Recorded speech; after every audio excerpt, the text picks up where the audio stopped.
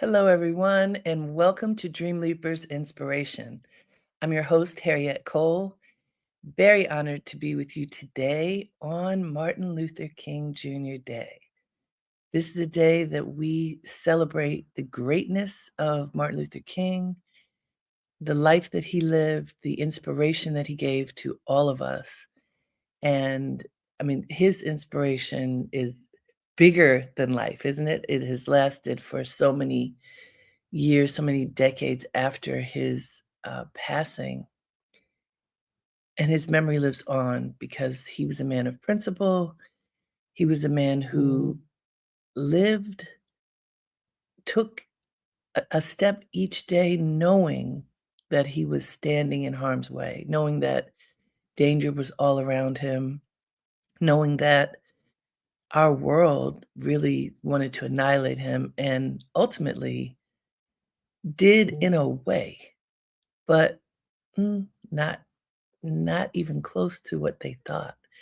His physical life is gone, but his memory, his legacy, all that he stood for lives on. And so it's life everlasting in a sense. So on this day that we honor him, I wanted us to take a look at what faith means.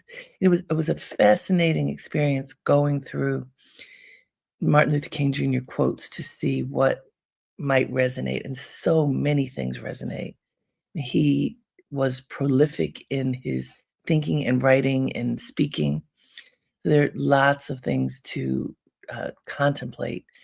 But as a pastor and as a leader, a man of tremendous faith, the faith part kept resonating with me as I looked at a variety of quotes and also thought about what life is like right now for so many people. If you talk to folks, you will often hear people contracted, worried, afraid because something or another thing is not going in the way that they would like for it to go. All of us have hardships, there's no question about it. And how we relate to those hardships, what our relationship is as we look at the challenges that we have in our lives is so incredibly important. Do we cave in? Do we hide from the things that are bothering us? Do we get paralyzed by fear?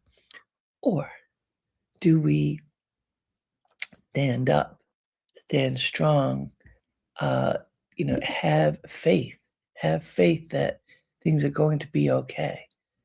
I see, let's see, is this Mary? I don't know how to say your name, 7807, but hello. Thank you for saying hello. My friend Sekou just wrote to me. We were a minute late. He said, "Are you all coming on today?" We are here. We are here to celebrate with each other, to celebrate the legacy of Dr. King.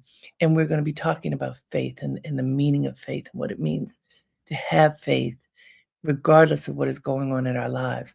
So I want to tell you a story. I went to Howard University in Washington, D.C., and I was there when there was this incredible push nationally and globally for this day to be a holiday, for Martin Luther King to be recognized with a national holiday. For those of you who remember that time, that was a dream. That was like, huh? It is. Do we? First of all, to be bold enough to want it, to push forth and do everything possible to make it happen. Reverend Jesse Jackson was the uh, focal point. He was the leader, as to my recollection, to make MLK Day real. And Reverend Jackson is now very ill. He's in those tender days of his life. But for those people who do not know about Reverend Jackson, this man who was with Dr. King when he was assassinated, Reverend Jesse Jackson loved Dr. King so much, understood what he stood for, and led a movement to make this day possible. It doesn't it's not easy to make a holiday. There are very few national holidays in the United States. To make a holiday in honor of a Black man who stood up for civil rights for Black people and all people, monumental, monumental that this occurred, monumental that it actually is in place that we could have this holiday. It's all about faith. Reverend Jackson said, "Mm-mm, we are fighting for this because this man fought for us. What he stood for is so important to everyone." And the fact that Reverend Jackson rallied thousands upon thousands of people to stand up and say, "This is important. We need to remember this man. We need to actively remember this man and honor this man," is incredibly powerful. And I was there. There was a march on Washington led by Jesse Jackson. I believe it was in 1983. I believe. Um, I graduated from Howard in '83. It was either '83 or '84. I did not look that up, but there was a march on Washington led by Jesse Jackson, and thousands upon thousands of people marched for King Day. As Dr. King participated in the March on Washington, here was a march in honor of him, and I marched. My mother came from Baltimore. My friend Todd McDaniels, who was my closest friend growing up in Baltimore, came, and the three of us marched from where I lived in Adams Morgan in Washington, D.C., all the way to uh, the Capitol. And it was beautiful. Thousands of people marching in the street, walking, cheering, knowing that this man's legacy was so important that we needed to stand up and say, we must celebrate it. And I think we should give pause in this moment to just recognize how big that was. These things hardly ever happen. A holiday in the name of a Black man, in the name of a Black man who stood up for Black people and people who were oppressed in whatever way they might be. This is historic. And so here we are many years later. The holiday is ours. What do people usually do on holidays? Sleep. They don't have to go to work, usually. Um, people often just chill. I implore you, and I implore you, do not use this day to just chill. Just as we are beginning the day thoughtfully, intentionally, collecting ourselves to be as strong and clear and powerful as possible, I want to say to all of us, this is a day where we should remember the greatness of Dr. King. This is a day when we should realign ourselves with our understanding of faith, because it's faith is something that you can't see, right? But why I wanted us to contemplate what it means to have faith today is because without it, how do you walk through tough times? Without faith, faith in yourself and your ability to move forward, faith in God, however you understand God. Because, I mean, I know that there are people who are atheists, and no disrespect to them. I don't understand personally how to look at the world without believing that there's a power greater than me that is helping move things forward. That's what I learned and what I've experienced. And so, taking nothing away from people who have other experiences, but my experience says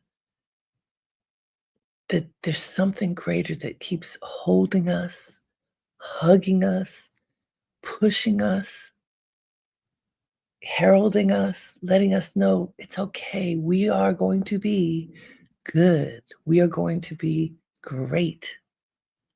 We are going to be our very best, and we're going to be this together.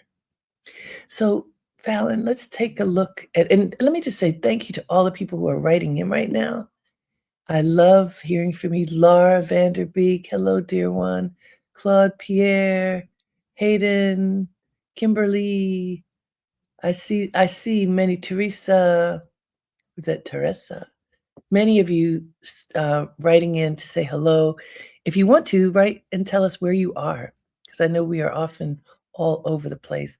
We join in the moment and also on demand, so folks will be coming later as well. But Fallon, let's look at the quote that we found, which is, "We must walk on in the days ahead with an audacious faith in the future." And this is from Dr. King's "Where Do We Go From Here" address. So I want to read that to you again and really, let this settle within you. We must walk on in the days ahead with an audacious faith in the future. We must walk on in the days ahead with an audacious faith in the future. This is Barack Obama wrote a book called The Audacity of Hope. And that word audacity is something that stuck with me.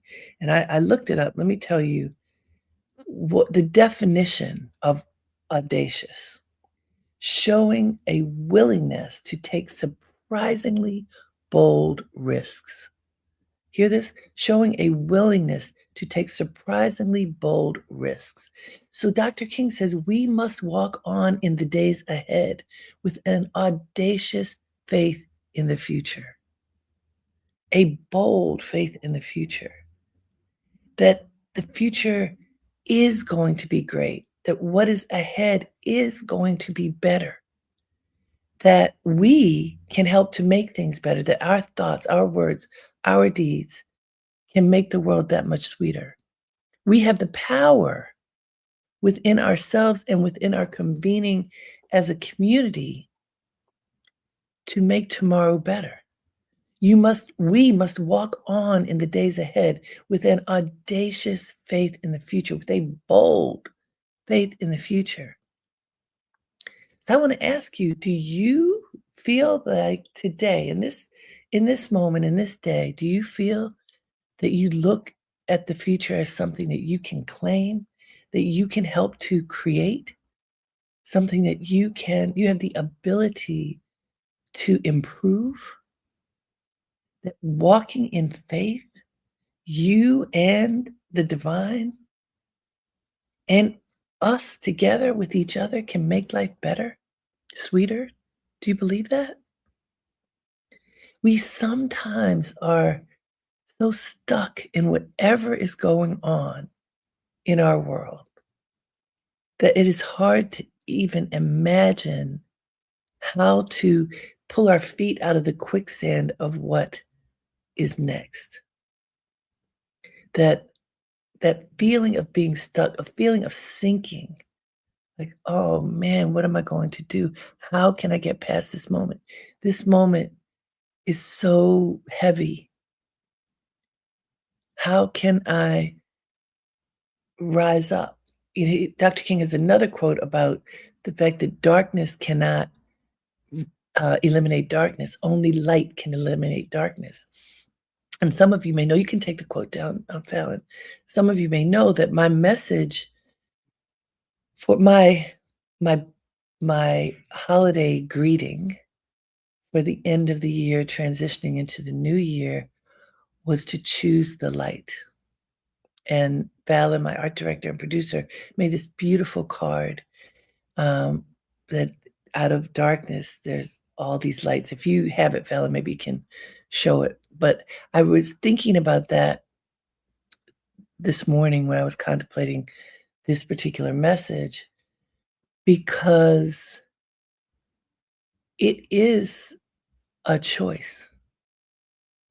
To walk in faith is to choose the light. It is to choose the positive. It is to believe that greatness is right here and ahead, even when it doesn't feel like it, even when it just feels like Everything is falling apart. Greatness is there, God is there, you are there, people who love you are there. It No matter what is going on in the moment, we will be okay, and we can be better than we were a moment ago, yesterday. In the future, we can be better. We can choose the light and be better. We can choose to see what is before us with clear eyes and have faith that whatever it is, with our effort and with faith, we can move forward with energy, with trust, and with the deeply profound belief that tomorrow is going to be better. And it's not, even as I say that, it's not like, okay, well, y'all just be quiet and believe that tomorrow's going to be better. It's not that. It's that audacity that King talked about, that the boldness. It's not just it's going to be better because we believe God is going to fix it. It's because we are going to do all that we can do for our lives and for those around us to make this world a better place. It is active. It is not passive. It is believing that it can be better and making it better. It is believing that no matter how deep a hole you may be in, you can climb out of it. And you don't have to leave people behind. You know, I think that sometimes, especially because of the mindset that many people follow in this country and in the Western world, the kill or be killed, there's only enough room for one. Um, I have a client who wrote a really compelling book, Dr. Jonathan, whose last name I can't remember right now. If you remember, write it in for me, Fallon. Anyway, Dr. Jonathan wrote this incredible book, and he talks about the whiteness mindset. And this is not racist. It's looking at racism, but it is this mindset that says there's only enough room for one. Kill or be killed. That sense that only one can make it to the top. And Lassiter, Dr. Jonathan Lassiter is his name. Yeah. And he says we don't have to think that way. We can go back to ancient Egypt to the principles of Ma'at, which talk about unity and harmony and working together. And that rather than I think, therefore I am, which was great European philosopher's perspective, I think it was Descartes, that rather than that I am because we are, that we lock arms with each other and we help each other. And that was the thinking of Dr. King, that arm in arm, we can have faith, move forward, and make the world a better place.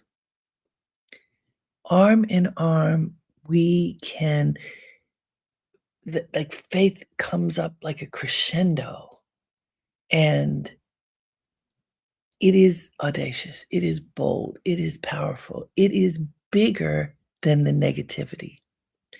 So, we spent a year, some of us, concerned about the changes in not only the US government, but in governments around the world, the shifts in how humanity is viewed, with a significant amount of concern for the future, sometimes paralyzing concern.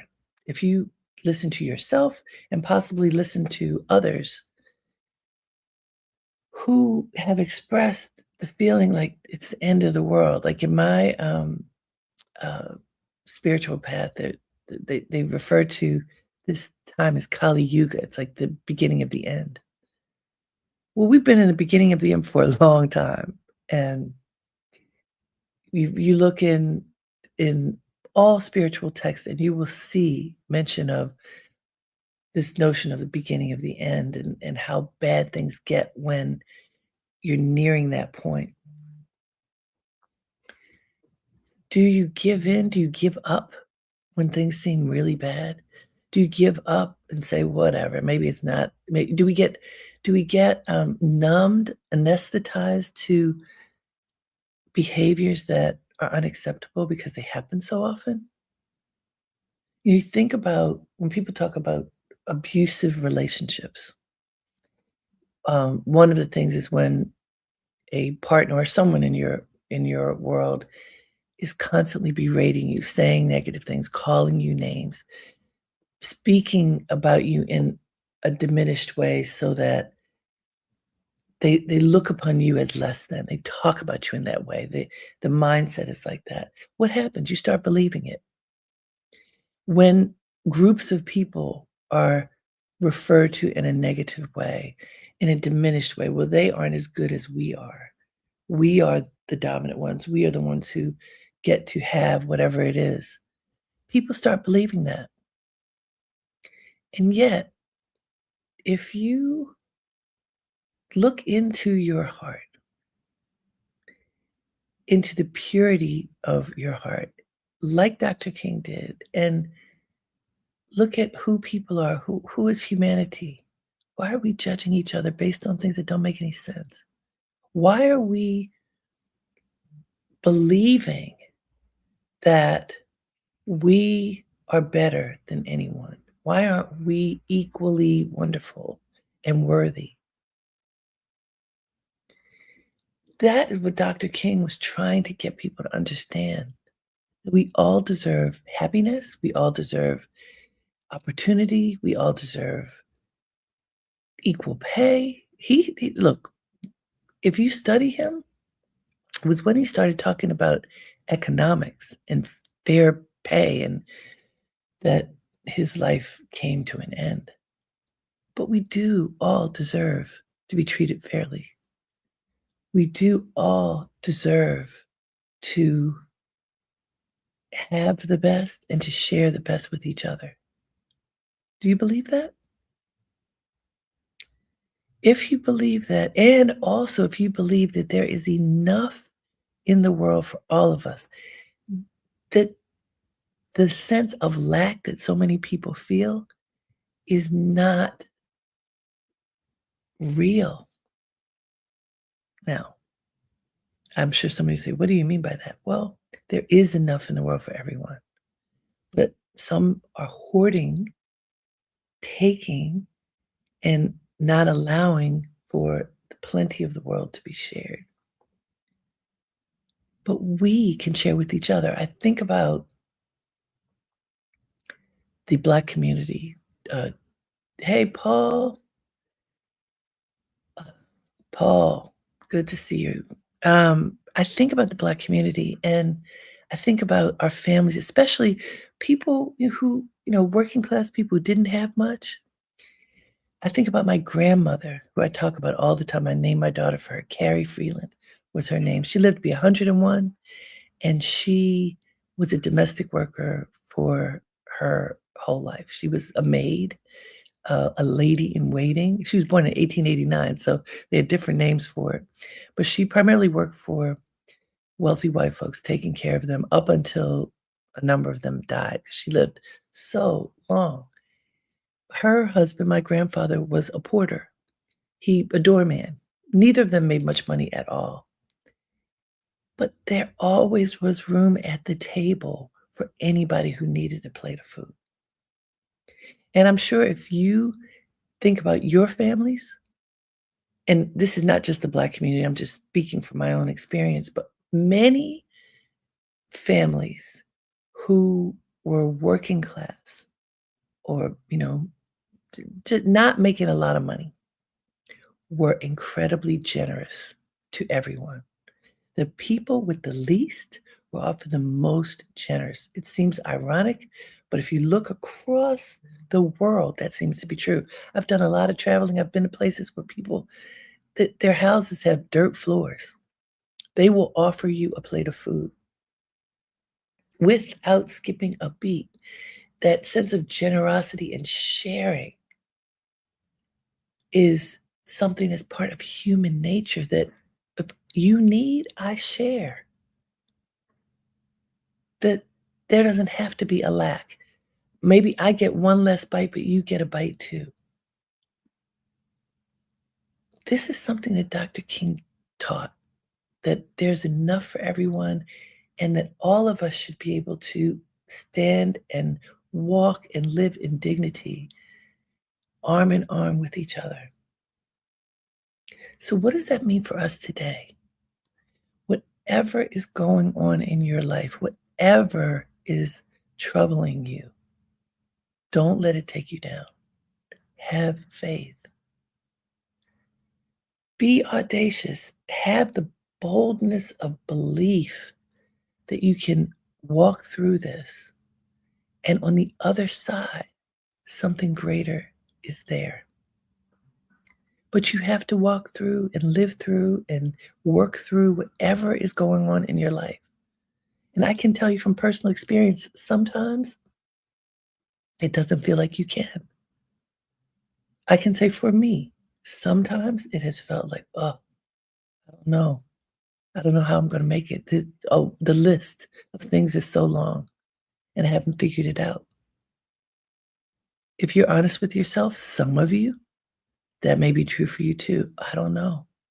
And what I do in times like that is I pray, I meditate, and I call on people who I know their light is shining brightly. And they can help pray with me, talk with me, support me in whatever way I need, because sometimes you can't do it by yourself. Sometimes you need help. And if you need help, you need to get help.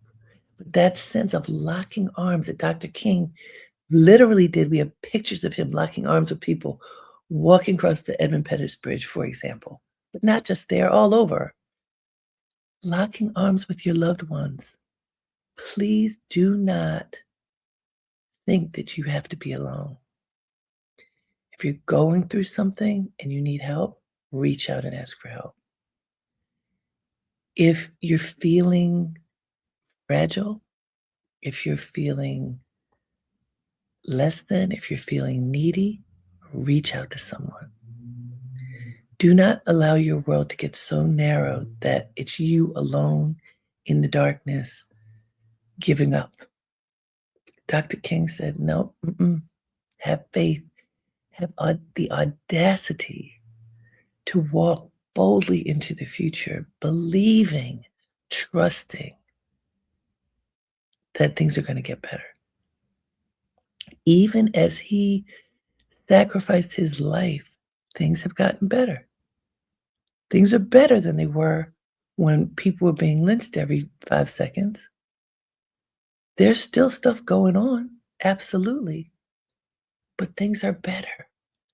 Virginia writes, "By love and kindness we draw others." That's from Jeremiah. Yes, I just so want us to understand that we're not alone. On this day that we honor Dr. King, know that you are not alone. Your self-effort, your belief that there is a greater power lifting us up, helping to guide our way. Our belief that this is true. Our belief that there are people like all of us who are connected right now. Our belief that we have each other's back, that we're not alone. That is powerful. So as you walk through this day, please consciously remember you are not alone. You are powerful. You have the ability to do anything. And it may start with reaching out to someone to say, I'm feeling a little tender today. Can we talk? Can we take a walk? Can you pray with me? You know, whatever you need. And if you feel really strong, pick up the phone and call somebody who may need you. You know, I'm looking as we get ready to go. I see so many wonderful people have been writing in. Thank you. Thank you for joining on this day. Today's a special day. Every day is a special day, but we are honoring Dr. King today. Just as I walked many years ago to make sure this holiday could happen, let us walk together, walk forward, believing that we can impact the future in an audacious and powerful and positive way. So let's do it, okay? Thank you for joining me. Until next time, have a great day and make it count. Namaste.